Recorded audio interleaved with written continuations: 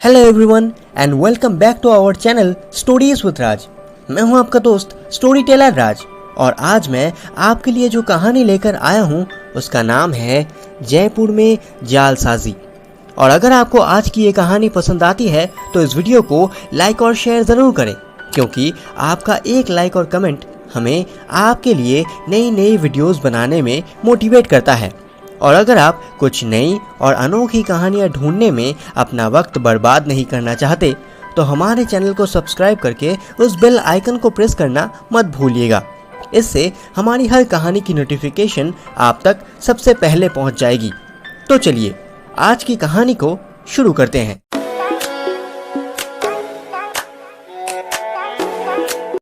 आखिरकार मैंने ये तय कर ही लिया कि डिटेक्टिव को मैं ये बताऊंगा, इसलिए एक दिन सारी तैयारी करके मैंने उनसे कहा, डिटेक्टिव मुझे लगता है कि तुम्हें कुछ दिन बाहर से घूम के आना चाहिए। इस बात से वो ताज्जुब तो नहीं हुए, पर हैरान होकर मेरी तरफ देखते हुए कहा, अचानक ऐसा क्यों बोल रहे हो? मेरी तबीयत तो बिल्कुल ठीक है। ऐसा तुम्हें लग रहा है, पर मुझे लगता है कि तुम्हें कहीं से थोड़ा घूम कर आना चाहिए, मैंने डिटेक्टिव से कहा। डिटेक्टिव ने हल्की सी मुस्कान देते हुए कहा, इसका मतलब तुमने कहीं घूमने जाने का प्लान कर लिया है? तो ठीक है, फिर चलते हैं। मैंने सब कुछ तय कर लिया है। अचानक एक दोस्त के पास से उधार दिए हुए पैसे मुझे वापस मिल गए, इसलिए मैंने जयपुर की 2 टिकटें बुक कर ली। वहां पे हमें कहाँ रुकना है, कुछ तय किया है तुमने? डिटेक्टिव ने पूछा। हाँ, ग्रैंड महल होटल में, मैंने कहा। अगले शनिवार को ही हम जयपुर के लिए निकल पड़े। रविवार शाम को हम जयपुर पहुंचे। द ग्रेट ग्रैंड महल, एक बहुत बड़ा होटल। पूरा होटल जैसे खुशी से झूम रहा हो। ऐसा लग रहा था मानो दुनिया के सारे लोग आज बस जयपुर में ही आए हो। चारों ओर बस महंगे कपड़े और हीरे जवाहरातों का मेला लगा हुआ था। होटल पहुंच के हम दोनों रात का डिनर कर रहे थे कि तभी डिटेक्टिव ने धीरे से कहा, देख रहे हो कितनी मौज मस्ती कर रहे हैं लोग। हाँ, ऐसा लग रहा है जैसे दुनिया के सारे मुनाफिखोर यहाँ आकर मौजूद हुए हैं और हम भी उनके साथ शामिल हुए हैं। बहुत ही मजेदार बात है, क्या कहते हो? मैंने डिटेक्टिव से कहा। हैरी, तुम्हें ऐसा नहीं लग रहा कि ये कोई काला बाजारियों का अड्डा है? डिटेक्टिव ने पूछा। हो सकता है कि तुम्हारी बातें सच हो, पर इनमें से सभी लोग काला बाजारी नहीं हैं, मैंने डिटेक्टिव से कहा। हो सकता है, लगता है तुम सही बोल रहे हो। ये कह के डिटेक्टिव चारों तरफ ध्यान से देखने लगे। उसके बाद हल्का सा मुस्कुराते हुए डिटेक्टिव ने कहा, हैरी, चारों ओर इतने सारे हीरे जवाहरात देखकर मुझे बस एक ही ख्याल आ रहा है कि हीरे चोर को कैसे पकड़े, वो सोचने के बजाय इन हीरो को कैसे चुराया जाए। अगर हम वो सोचते तो शायद कुछ काम का होता। बिल्कुल, यह सही कहा, मैंने हंसते हुए कहा। चोर अगर सच में चालाक है तो फिर उसके सामने ये एक बहुत बड़ा मौका है। इस चोर को हम कितने महीनों से ढूंढ रहे हैं, इसीलिए तो हम यहाँ आए हैं, है ना? डिटेक्टिव ने कहा। वो तो है, मैंने भी कहा। वहाँ उस औरत को देख रहे हो जो पिलर के पास खड़ी है? वो वैसे ही खूबसूरत है, पर फिर भी हीरे मोती से अपने आप को और भी खूबसूरत बनाने की कोशिश कर रही है। वो तो मिसेस कुमार है, मैंने डिटेक्टिव से कहा। तुम्हारे जान पहचान वाले हैं क्या? डिटेक्टिव ने पूछा। मतलब तुम्हें उनका परिचय पता है? डिटेक्टिव ने मुझसे पूछा। मैंने तुम्हें नाम तो पहले ही बता दिया, और उनके हस्बैंड शेयर मार्केट में दलाल है।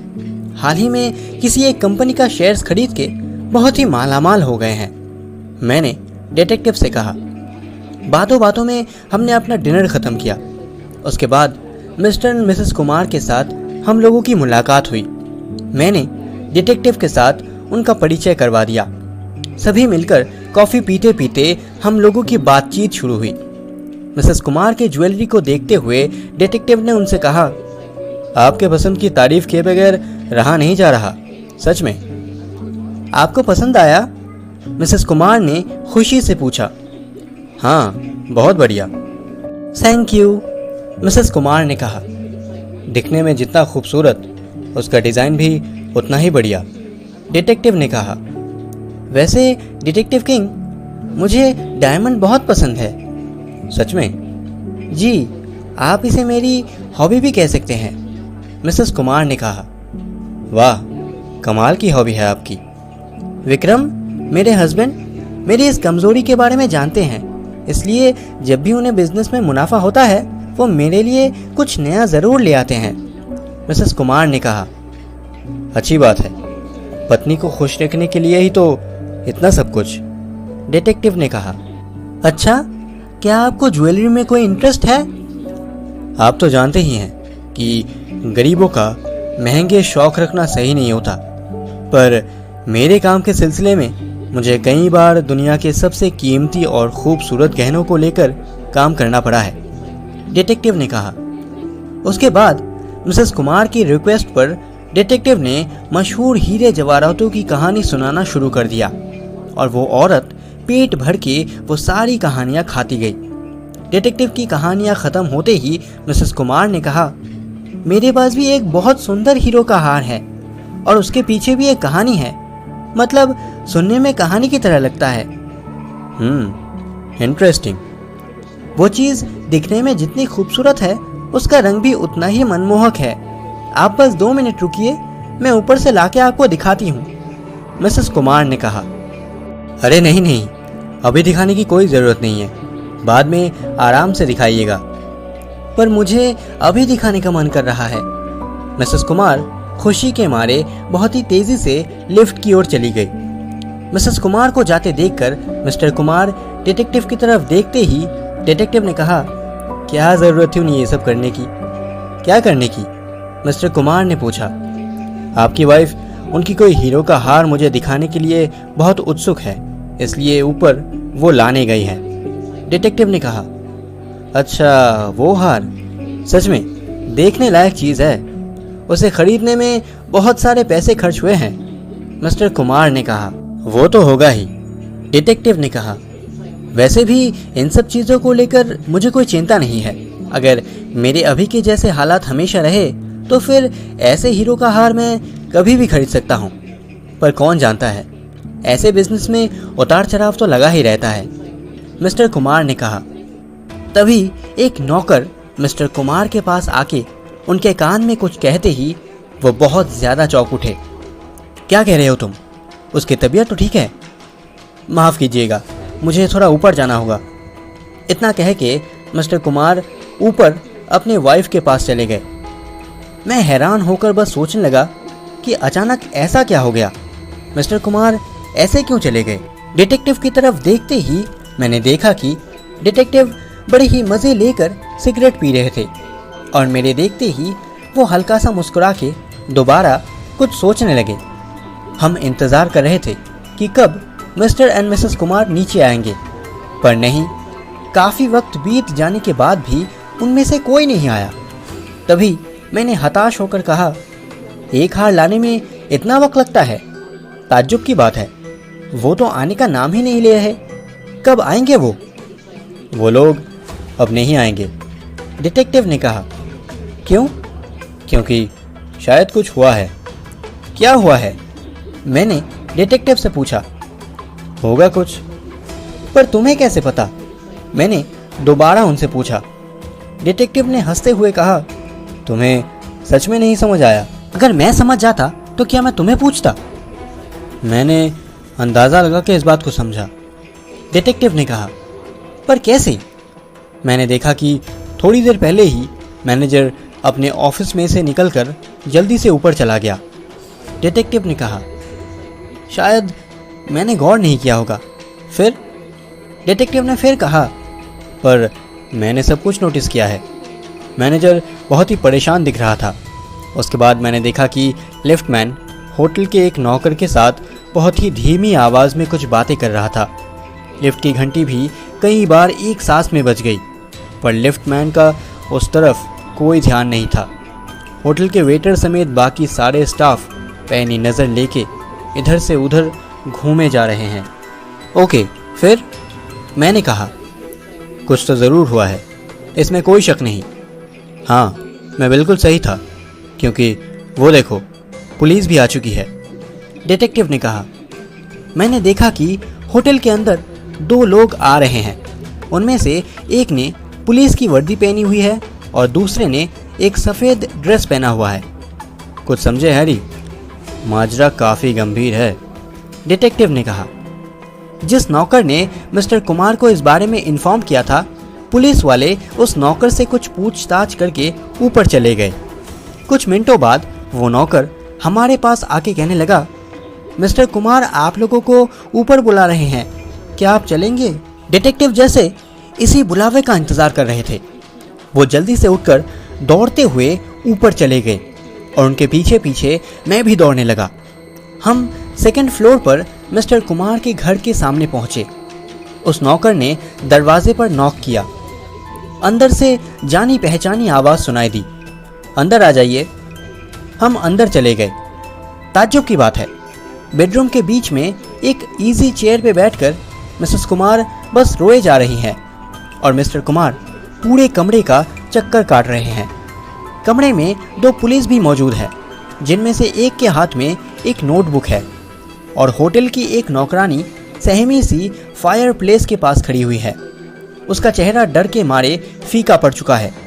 और एक दूसरी लड़की भी थी, जो शायद मिसेस कुमार की पर्सनल नौकरानी होगी। थोड़ा गौर करते ही मुझे समझ आया कि जो हीरो का हार मिसेस कुमार लेने आई थी, उसको किसी ने चुरा लिया है। सभी लोग इस चोरी को लेकर काफ़ी दुखी और परेशान है।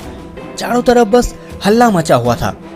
पर इन सब चीज़ों के बीच भी डिटेक्टिव बिल्कुल शांत दिखाई दे रहे थे। डिटेक्टिव को देखकर मिसेस कुमार ने अपने आंसू पोंछते हुए कहा, आइए डिटेक्टिव किंग। देखिए, आप घबराइए मत। अचानक क्या हुआ? डिटेक्टिव ने पूछा। देखिए, मुझे किस्मत पे बहुत भरोसा है। बहुत से लोग करते हैं। हालांकि विक्रम को इन सब चीज़ों पर भरोसा नहीं है और कई लोग भरोसा नहीं भी करते। मुझे लगता है कि आपसे मिलना मेरी किस्मत में लिखा था और ये मेरा सौभाग्य था। मिसेस कुमार ने कहा, आपको चिंता करने की कोई ज़रूरत नहीं। मैं अपनी पूरी कोशिश करूंगा आपकी मदद करने की, डिटेक्टिव ने कहा। उसके बाद मिस्टर कुमार ने पुलिस से कहा, देखिए, अगर मैं इन्हें यहाँ रहने को कहूँ तो आपको कोई प्रॉब्लम तो नहीं? नहीं, मुझे क्या तकलीफ़ होगी, पुलिस ने जवाब दिया। उस पुलिस ऑफिसर ने मिस्टर कुमार से कहा, सर, आपकी वाइफ ने अपने आप को थोड़ा संभाल लिया है। अब तो वो हमें घटना के बारे में बता सकती है ना? मिस्टर कुमार ने मिसेस कुमार की तरफ देखा। मिसेस कुमार ने डिटेक्टिव की तरफ एक बार देखा। डिटेक्टिव ने उनका हाथ पकड़ के उन्हें उनके चेयर तक ले जाकर कहा, मैम, आप बिल्कुल चिंता मत कीजिए। आप धीरे धीरे पूरी घटना हमें खुलकर बताइए। मिसेस कुमार ने अपने आंसू पोंछ लिए। उसके बाद अपने आप को शांत करते हुए कहा, डिटेक्टिव, आपको मैं कह के आई थी। तभी डिटेक्टिव ने कहा कि आप ऊपर से वो हार लाने जा रही हैं। बिल्कुल सही। डिनर के बाद आप लोगों से मुलाकात हुई और आपसे बातें करके भी मुझे बहुत अच्छा लगा। मुझे लगा कि आपको ज्वेलरी के बारे में काफ़ी नॉलेज है, इसलिए मैं आपको मेरी वो नेकलेस दिखाना चाहती थी, मिसेस कुमार ने कहा।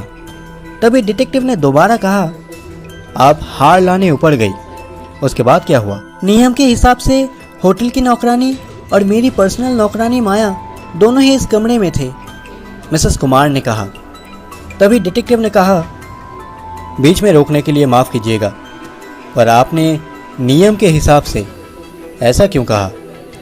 इस बार मिस्टर कुमार ने कहा, देखिए, मैंने एक नियम बनाया है कि अगर माया हमारे कमरे में ना हो तो बाहर का कोई भी कमरे के अंदर नहीं आ सकता।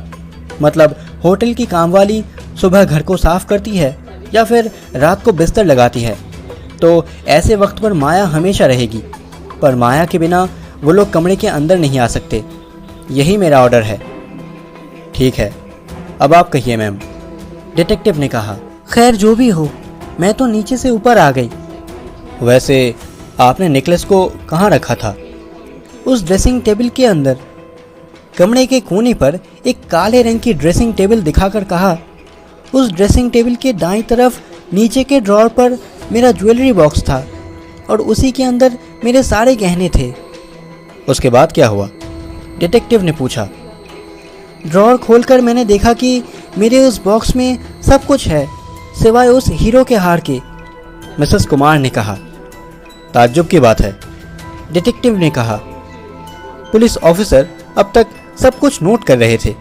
अब उन्होंने पूछा, क्या आपको याद है कि आपने आखिरी बार अपना हार कब देखा था? मुझे अच्छी तरह से याद है कि मैंने डिनर से पहले भी उस हार को देखा था। आपको कहीं गलतफहमी तो नहीं हो रही? आपको पक्का याद है ना? इंस्पेक्टर ने पूछा। हाँ, मुझे पक्का याद है क्योंकि मैं उस ज्वेलरी बॉक्स को खोलकर सोच रही थी कि मैं कौन सा हार पहनूं। तो कौन सा पहना था? पुलिस ऑफिसर ने पूछा। मैंने एक मोतियों का सेट पहना था। क्या आपने वो बॉक्स अपने हाथों से बंद किया था? बिल्कुल, उस बॉक्स को मैंने अपने हाथों से बंद किया था। उसकी चाबी कहाँ रहती है? चाबी हमेशा मैं अपने गले के चेन पर लटका कर रखती हूँ। ये कह के उन्होंने अपने गले का चेन उतारकर उस चाबी को दिखाया। इंस्पेक्टर ने ध्यान से उस चाबी को देखा और कहा, मतलब चोर के पास इसकी डुप्लीकेट चाबी है। ठीक है, ज्वेलरी बॉक्स को बंद करने के बाद आपने क्या किया था? उसके बाद वो जहाँ पर था वहीं पर वापस रख दिया। क्या आपने ड्रेसिंग टेबल के ड्रॉर को लॉक किया था? नहीं, वो नहीं किया। क्यों नहीं किया? क्योंकि ऐसा मैं नहीं करती। क्यों नहीं करती? क्योंकि मेरी नौकरानी माया तो इसी कमरे में मौजूद थी। जब तक हम वापस नहीं आते तब तक वो इसी कमरे में रहती है। इसीलिए कभी मैंने ड्रॉर को लॉक करना ज़रूरी नहीं समझा। ये सारी बातें सुनकर इंस्पेक्टर बहुत ही गंभीर हो गए। इसका मतलब जब आप डिनर पर गई तब वो हार आपके ज्वेलरी बॉक्स के अंदर ही था? एकदम सही। और आपकी पर्सनल नौकरानी उसकी देखभाल कर रही थी? हाँ, मिसेस कुमार ने जवाब दिया। तो आज की अब तक की ये कहानी आपको कैसी लगी? लाइक और कमेंट करके हमें ज़रूर बताइएगा। और अगर आप इस चैनल पर नए आए हैं तो चैनल को सब्सक्राइब करके उस बेल आइकन को ऑल पर प्रेस कर दीजिएगा, क्योंकि मैं ऐसी ही रोमांचक कहानियाँ आपके लिए लाता रहूँगा। तो आज के लिए बस इतना ही। मैं जल्द ही लौटूंगा इस कहानी का दूसरा भाग लेकर।